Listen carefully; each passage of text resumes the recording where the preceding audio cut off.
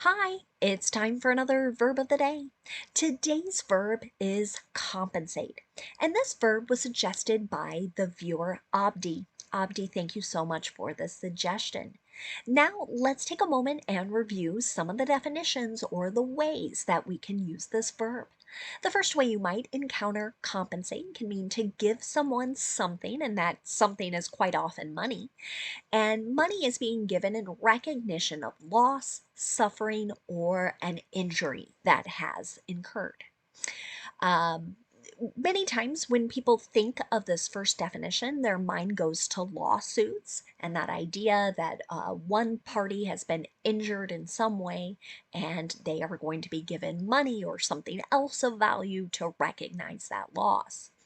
But this gets used in a variety of contexts. Recently, I've seen examples used in connection to airlines canceling flights.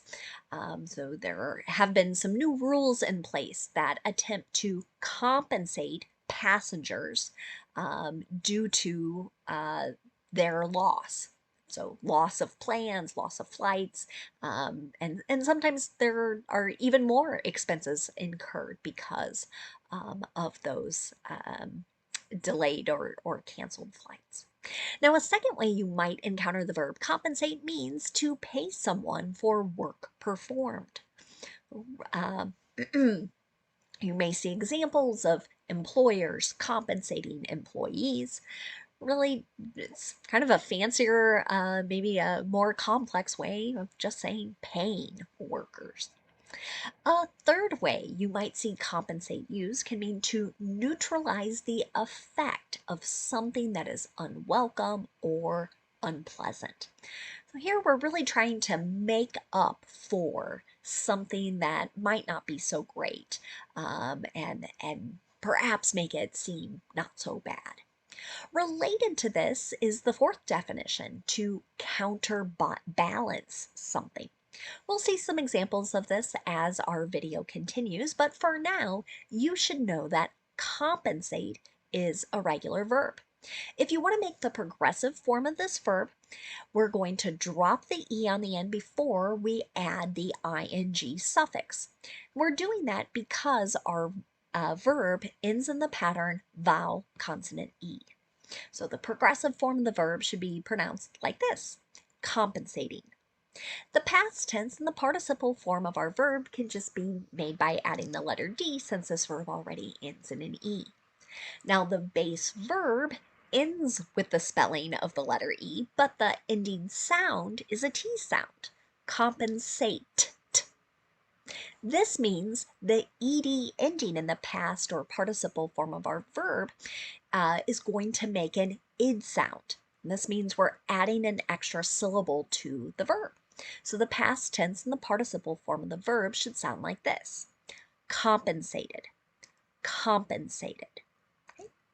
Now, with the first four definitions that we looked at today, you might encounter the particle for being used with it, but compensate for can also have a few other meanings. So we're going to look at some of those now. The first way you might see compensate for used can mean to act so to neutralize or correct some type of deficiency or abnormality in a physical property. So, an example of this might be: these growth drivers can compensate for potential speed bumps on the path to an eventual trade deal between the two nations. So, what this sentence is really discussing here are that there are going to be some of the kind of negatives here. They're using a metaphor of a road, right? So speed bumps, things that might slow you down or impede progress. But they're saying we have these other factors then that can neutralize or correct that. And eventually, the two countries discussed in this article will reach some sort of trade deal. A second way you might encounter compensate for can mean to attempt to conceal or offset some type of disability or frustration by development in another direction. This frequently gets used in psychology and other science-related fields. So, an example of this might be color vision deficiencies can be compensated for through special glasses or contact lenses. So, generally, what this sentence is referring to is the idea of an individual being colorblind. And so they're not able to maybe make out distinct colors. Everything might appear sort of gray. But now science has allowed us a way to sort of offset that limitation through glasses or contact lenses. Now, a third way you might encounter compensate for can mean to counteract something that is unwelcome or unpleasant by exerting some type of opposite force or opposite effect. An example of this in a sentence might be, she compensated her staff for their long hours by giving them a day off. Now, I know in some countries and some employment agreements, this might sound like it's illegal because if someone is working overtime, right, there are usually rules in place. But in some work environments or certain working relationships, there might not be. So here would be an example of someone trying to counteract that idea of this extremely long period of work. Now let's move on and talk about our verb of the day in a couple different verb tenses. Today we're going to review the past progressive and the present perfect. Let's start with the past progressive. Many teachers and textbooks will refer to this as the past continuous, and that is just fine. It means exactly the same thing. We're describing an action that was ongoing or that was continuing during a period in the past. The reason I like saying past progressive with my students is the two P's in the name of the verb tense can help you remember that you're going to need two parts to make your verb. So in all of our sentences, we'll be using a past form of be. And there are two forms of be in the past tense, so this means we're going to have to pay attention to our subjects. So when I go to make a sentence in the affirmative or the positive, I'm going to start with my subject. And if that subject is I, he, she, or it, I'll use was and then the ing form of the verb. But if the subject is you, we, or they, I'll use were, W-E-R-E, and then that ing form of the verb. Let's look at an example. He was compensating on the right side of his body for the left ankle injury while running his last marathon. So here we have someone, we might say, trying to kind of counterbalance or make up for that negative injury, right? That's the bad, the unpleasant thing here.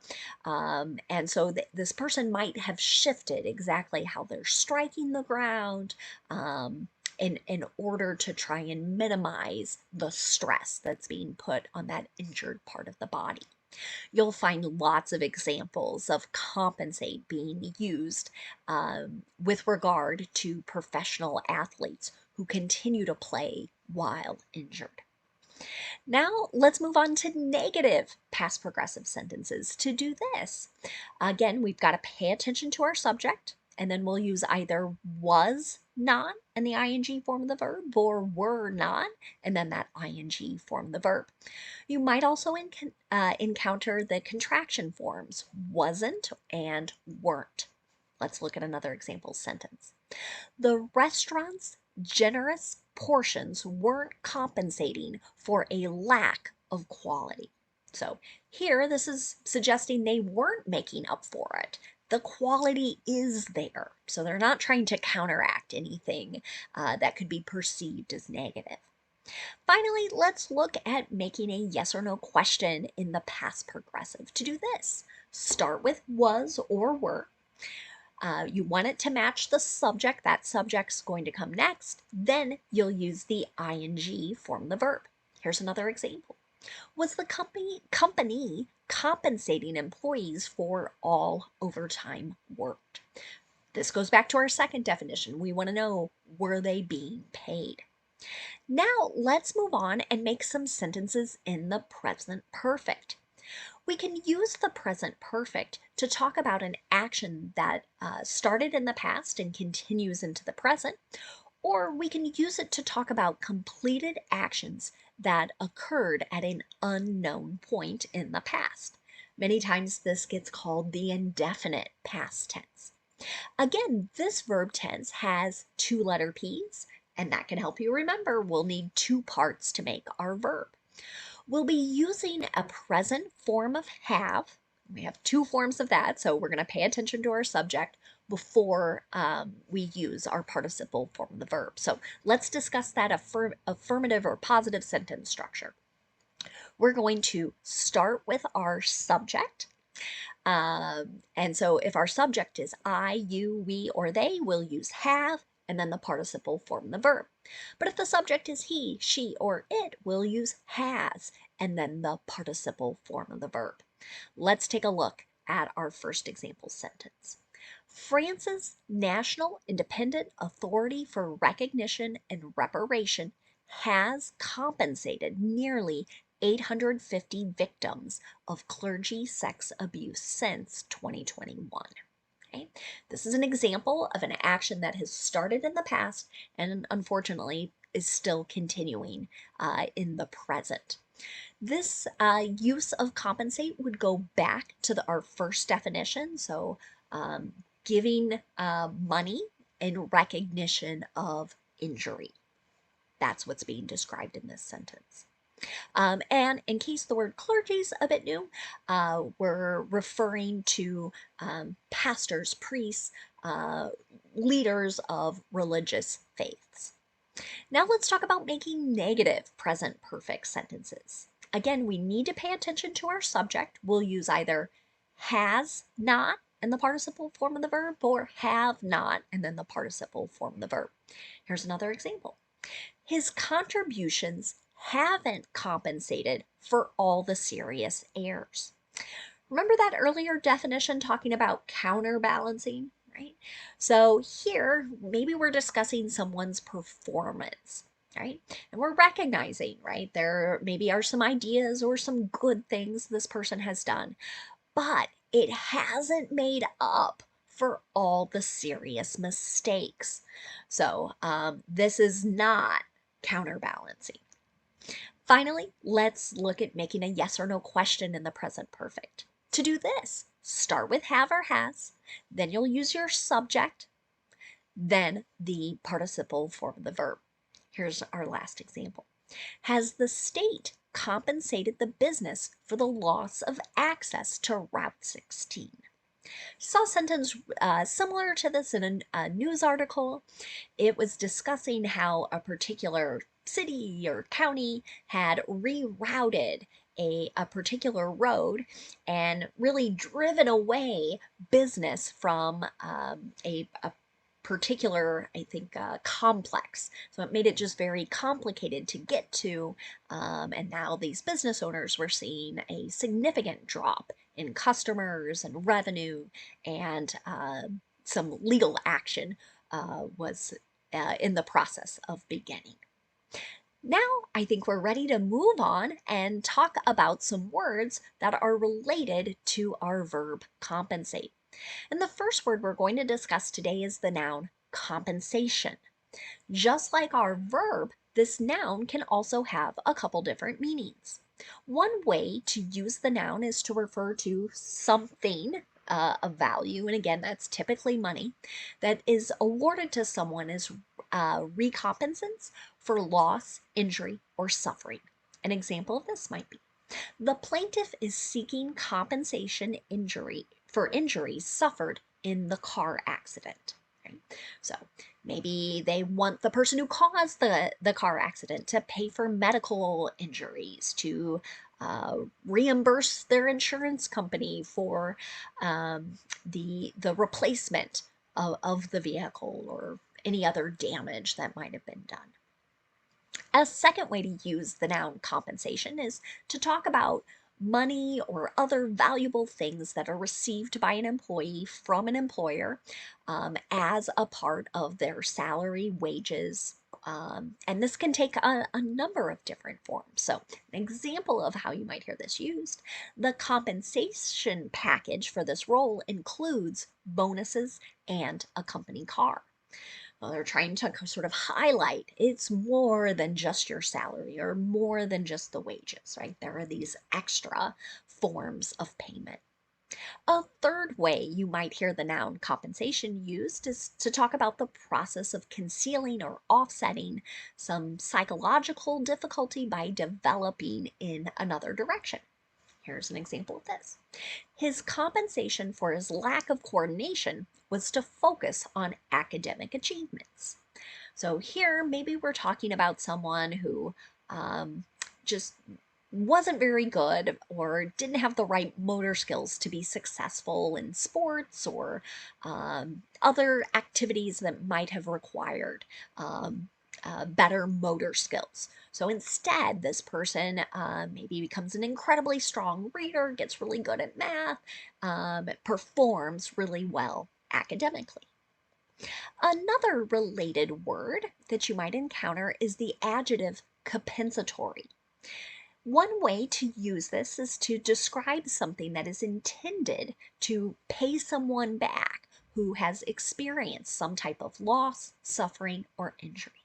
An example of this in a sentence could be, the plaintiff was awarded $10 million in compensatory damages. Now, a second way you might encounter that adjective can be to describe something that's reducing or offsetting the unpleasant or unwelcome effects of something. An example of this might be, agencies should give preference to compensatory mitigation practices that are likely to succeed in achieving environmental outcomes. So, lots of great words and examples for us to use on a daily basis. Thanks again to Abdi for suggesting today's verb, and I thank you all for watching. Have a great day.